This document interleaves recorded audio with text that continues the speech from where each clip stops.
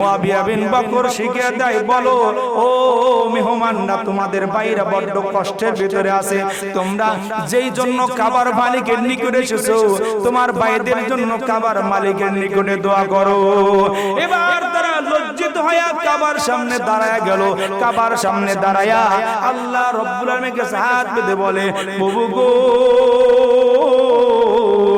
আপনার কাছে আমরা হাত তুলেছি, আমাদের হাত জাতির দীর্ঘ 3টা বছর পর্যন্ত বৃষ্টি নাই, অনাবৃষ্টি, ক্ষুধার যন্ত্রণা সহ্য করতে পারছি না, আমাদের জন্য বৃষ্টির ব্যবস্থা করে দেন, সমস্ত আযাব গজবগুলো হটায়া দেন।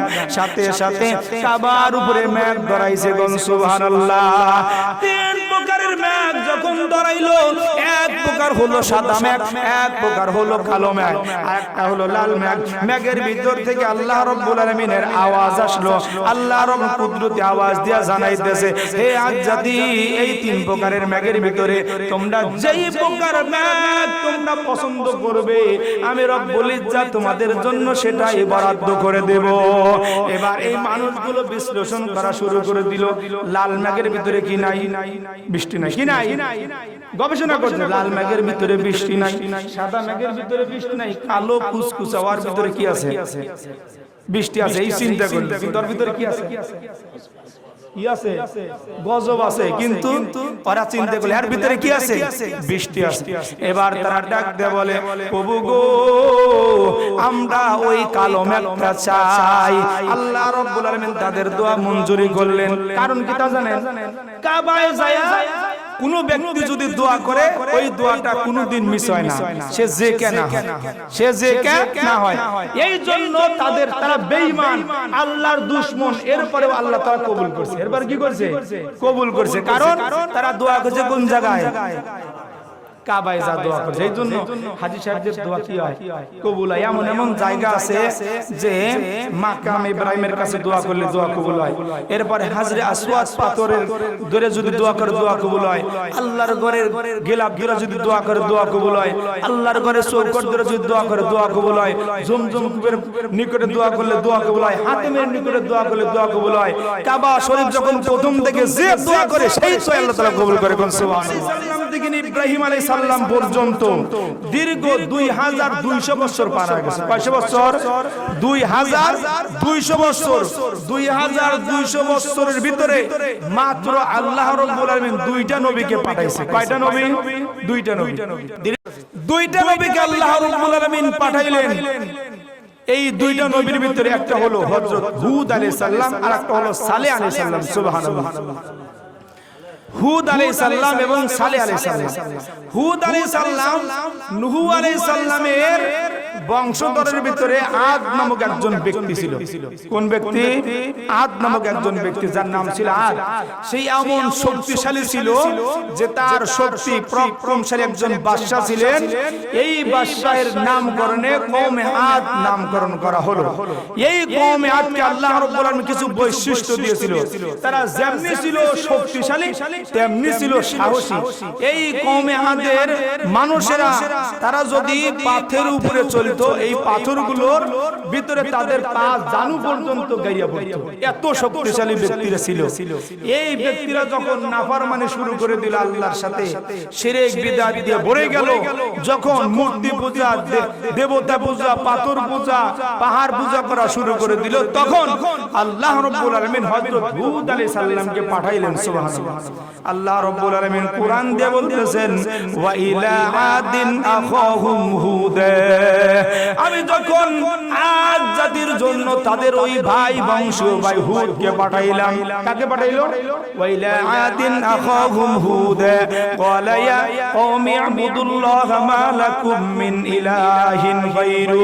হুদ আলাইহিস সালাম তার কওমকে ডাক দিয়ে বলে, ক্বালা ইয়া কওমি ইবুদুল্লাহ, আমার কওমেরা, তোমরা আল্লাহ রাব্বুল আলামিনের ইবাদত করো। কার ইবাদত? হযরত নূহ আলাইহিস সালাম সর্বপ্রথম আল্লাহর ইবাদতের কথা বলছেন, হুদ আলাইহিস সালাম সর্বপ্রথম কার ইবাদতের কথা বলতেছেন? আল্লাহর ইবাদতের কথা বলতেছেন। ওয়ালা ইয়া কওমি ইবুদুল্লাহ, তোমরা আল্লাহ রাব্বুল আলামিনের ইবাদত করো। মা লাকুম মিন ইলাহিন গায়রু, যিনি ছাড়া আল্লাহ রাব্বুল আলামিন ছাড়া পৃথিবীর ভিতরে আর কোনো উপাস্য নাই, কোনো ইলাহ নাই। ইবাদতের একমাত্র যোগ্য তিনি ওই আল্লাহ। সুবহানাল্লাহ। একমাত্র ইবাদত যদি করতে হয়, কার ইবাদত করতে হবে? আল্লাহর ইবাদত করতে হবে। সর্বপ্রথম আপনাদের বুঝাইছি আল্লাহ তাআলা আমাদের আপনাদের সবাইকে কত নিখুঁতভাবে সৃষ্টি করেছেন, তিনার কত কুদরত দিয়ে আমাদেরকে বানাইছেন, শ্রেষ্ঠতম মানুষ এবং শ্রেষ্ঠতম সূরত দান করেছেন। সেই আল্লাহর ইবাদত করতে হবে, সেই আল্লাহর গুণগান গাইতে হবে, সেই আল্লাহর ইবাদত করতে হবে, সেই আল্লাহর গুণগান গাইতে হবে। কোন ঠিক কিনা? সেই আল্লাহর ইবাদত যদি আমরা করি, সেই আল্লাহর গুণগান যদি গাই, তাহলে আমাদের উপকার হবে, তাছাড়া উপকার হবে না। আল্লাহর গুণগান গাইতে হবে। এবার আসুন, যে হুদ আলাইহিস সালাম তিনি যখন তার কওমকে এইভাবে আল্লাহর ইবাদতের দাওয়াত দিলেন, তারা কি হয়ে গেল? শত্রু হয়ে গেল। কি হয়ে গেল? শত্রুতে পরিণত হয়ে গেল। প্রত্যেকটি নবী রাসূলকে তারা অস্বীকার করত।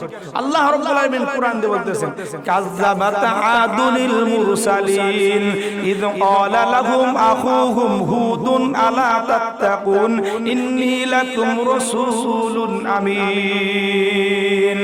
আল্লাহ রাব্বুল আলামিন বলেন, কাযাবাত আদুনিল মুরসালিন, সমস্ত পয়গম্বরদেরকে, নবী রাসূলদেরকে কওমে আদ তারা কাযাবাত মিথ্যা প্রতিপন্ন করত। ইয ক্বালা লাহুম আখুহুম হুদুন আলা তাত্তাকুন, আমার বন্ধু আপনি স্মরণ করুন, তাদের বংশীয় ভাই হুদ আলাইহিস সালাম তাদেরকে বলল, আলা তাত্তাকুন, তোমরা কি আল্লাহকে ভয় করবে না? তোমরা কি আল্লাহকে কি করবে না? ভয় করবে না। এই কথা বললেন, আলা তাত্তাকুন ইন্নী লাকুম রাসূলুন আমিন, নিশ্চয়ই আমি তোমাদের জন্য সুস্পষ্ট নবী হয়ে এসেছি। কোন সুবহানাল্লাহ। আল্লাহ রাব্বুল আলামিন কুরআন দিয়ে কথাগুলো জানাইছেন, ইন্নী লাকুম রাসূলুন আমিন ফাত্তাকুল্লাহ, তোমরা আল্লাহকে ভয় করো, ওয়াতিউন, এবং আমার অনুগত করো। প্রত্যেকটা নবী এই কথা বলেছেন যে আল্লাহর ইবাদতের পাশাপাশি প্রত্যেকটা রাসূলের কি করো? অনুগত করো। কি করো? রাসূলের অনুগত করো। যদি রাসূলের অনুগত করতে পারো, তাহলেই তুমি জান্নাতের সঠিক পথটা দেখতে পাবে, এছাড়া দেখা সম্ভব নয়। এই হুদ আলাইহিস সালাম যখন দাওয়াতের কাজ শুরু করে দিলেন, এই মানুষগুলো এবার প্রশ্ন করা শুরু করলো, ক্বালু ইয়া হুদ মা জিতানা বিবাইয়িনাতি ওয়া মা নাহনু বিতারিকি আলিহাতিনা আন কওলিক ওয়া মা নাহনু লাকা বিমুমিনিন। হে হুদ, তুমি যেহেতু নবী হিসেবে দাবি করেছো, তো তুমি তো কোনো প্রমাণ দিয়ে আনতে পারো নাই। তোমার কথায় আমরা আমাদের দেবতা, আমাদের মূর্তি পূজা ছাড়তে পারি না, তোমার কথায় বিশ্বাস করতে পারি না। হযরত হুদ আলাইহিস সালামের উপরে তারা বড় শত্রুতে পরিণত হয়ে গেল। হুদ আলাইহিস সালাম আল্লাহ রাব্বুল আলামিন দরবারে হাত তুলে বলে, প্রভু গো, এই জাতি আর ভালো হবে না, এই জাতি ভালো পথে আসবে না। ও প্রভু, এত বছর যাবত আমি তাদের দাওয়াতের কাজ লাগাইলাম, মাত্র 70 জন ব্যক্তি ঈমান আনলো, এছাড়া কেউ ঈমান আনে না। মালিক গো, এদেরকে আপনি ধ্বংস করে দেন, ধ্বংস করে দেন। আল্লাহ রাব্বুল আলামিন জিবরাইলকে পাঠাইলেন। জিবরাইলকে ডাক দিয়ে বলে, জিবরাইল যাও হুদ যা বলো, সেজন্য তার যারা ঈমান এনেছে তাদেরকে নিয়ে কোন পাহাড় এলাকায় চলে যায়, আমি বাদ বাকি তার কওমদেরকে আযাব দিয়ে মেরে ফেলবো। জিবরাইল সাল্লাল্লাহু আলাইহি আগমন করে বলে, আল্লাহর নবী, আপনি আপনার যারা অনুসারী তাদেরকে এখান থেকে চলে যান কোন পাহাড় এলাকায়। এবার হুদ আলাইহিস সালাম তার কওমদেরকে নিয়ে পাহাড় এলাকায় চলে গেলেন। আর এই মানুষগুলো আরো বেশি নাফরমানি শুরু করে দিল। আল্লাহ রাব্বুল আলামিন তাদেরকে সর্বপ্রথম আযাব দিলেন। দীর্ঘ 3 বছর পর্যন্ত আল্লাহ রাব্বুল আলামিন কোনো বৃষ্টি দিলেন না, কোনো বৃষ্টি হয় নাই। কয় বছর? 3 বছর পর্যন্ত বৃষ্টি নাই, অনাবৃষ্টি। সমস্ত জমিন শুকিয়ে গেছে, 34 হয়ে গেছে পেটে, গাছ গাছালিগুলো মরা শুরু করে দিয়েছে, গাছগুলো মরে গেছে, খাদ্যগুলো মরে গেছে। তারা অনাহারে থেকে থেকে ক্ষুধার যন্ত্রণায় তাদের রূহ নাকের ডোকায় চলে আসে, করে চলে আসে, নাকের ডোকায় চলে আসে। আল্লাহ রাব্বুল বলেন ইস্তাগফিরু রাব্বাকুম ইন্নাহু কানা গফফারা ইরসিলিস সামা আলাইকুম মিদরারা। ইস্তাগফিরু রাব্বাকুম, তোমরা আমি আল্লাহর কাছে ক্ষমা চাও। ইস্তাগফিরু রাব্বাকুম ইন্নাহু কানা গফফারা, আমি রব তোমাদের সব গুনাহগুলো ক্ষমা করে দেব।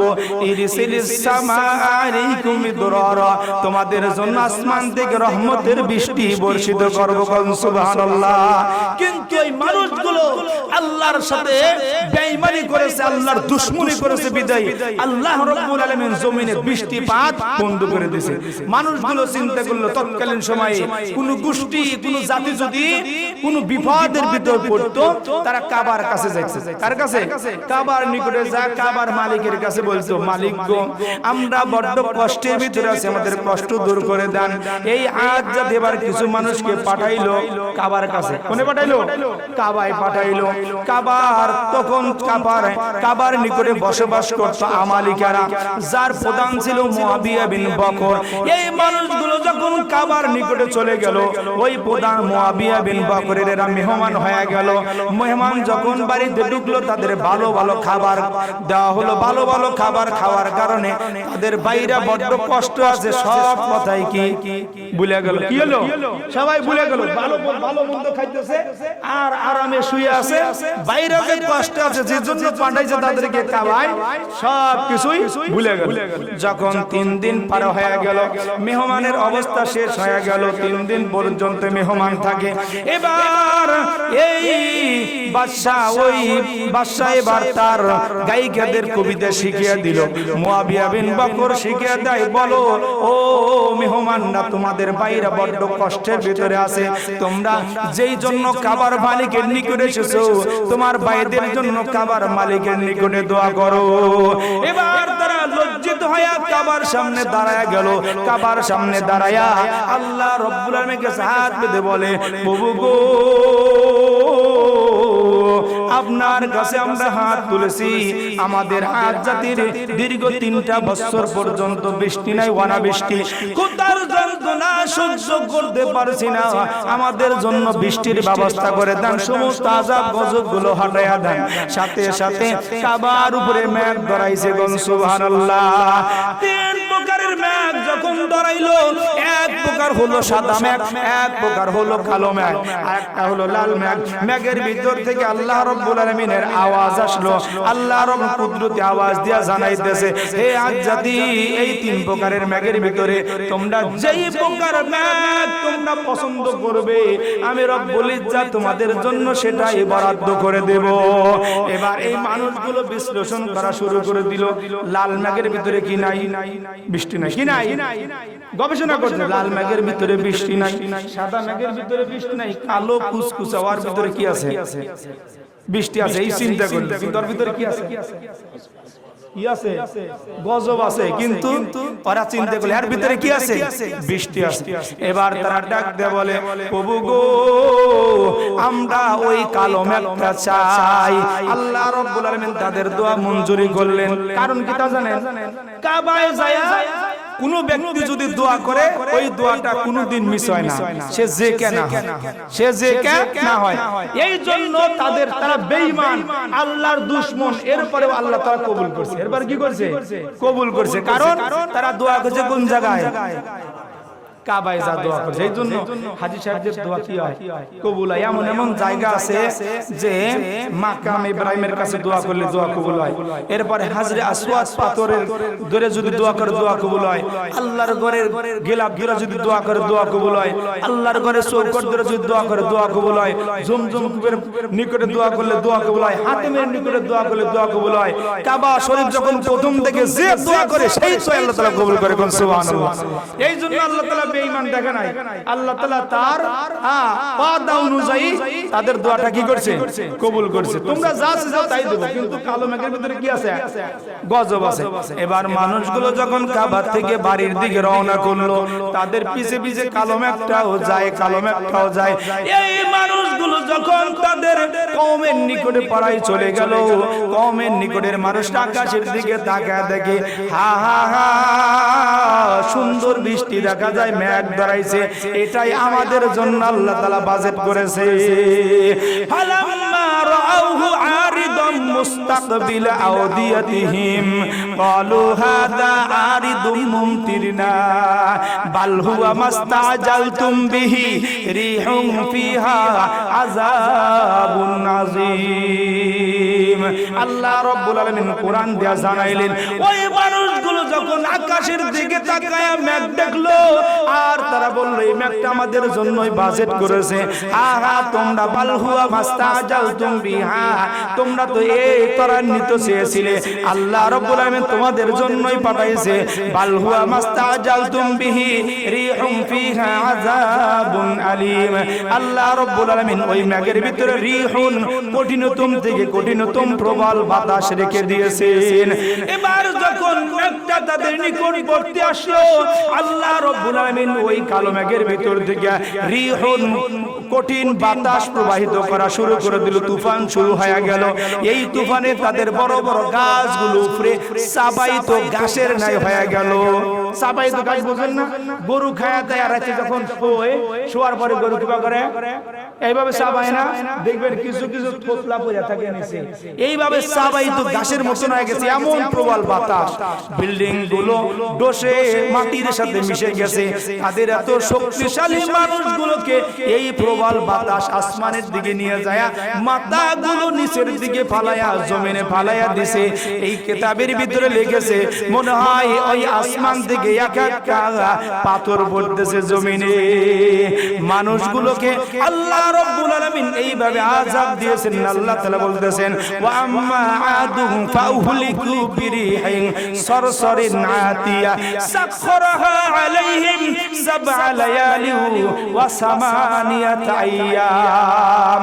সাবআন মানে 7, লায়ালি মানে রাত, 7 রাত, ওয়া সামানিয়াতা আইয়াম, সামানিয়াতুন মানে 8, আইয়াম মানে দিন। 7 রাত 8 দিন পর্যন্ত আল্লাহ রাব্বুল আলামিন একাধারে মুষলধারে তুফান দিয়ে দিছে। এই 7 রাত 8 দিন পর্যন্ত তুফানে সমস্ত আদ জাতি তুলার মতন জমিনে মিশে গেছে, শেষ করে দিয়েছে। আল্লাহ রাব্বুল আলামিনের সাথে যারা দুশমনি করবে তারা আল্লাহর জমিনে সঠিকভাবে কোনোদিন টিকে থাকতে পারবে না, পারবে না, পারবে না। কোন ঠিক কিনা? এজন্য আল্লাহর পথে যারা আছে তাদের সাথে যতই দুশমনি করুক তাদের একটা পশম পর্যন্ত ছিঁড়তে পারবে না। কোন সুবহানাল্লাহ। ওই আদ জাতিরা দুশমনি করেছিল, আর হুদ আলাইহিস সালাম এর উপরে যারা ঈমান এনেছিল তারা পাহাড়ের উপরে ছিল। এই বাতাস তাদের জন্য, ঈমানওয়ালা ব্যক্তিদের জন্য আরো শান্তি আরামদায়ক হয়েছিল। কোন সুবহানাল্লাহ। এই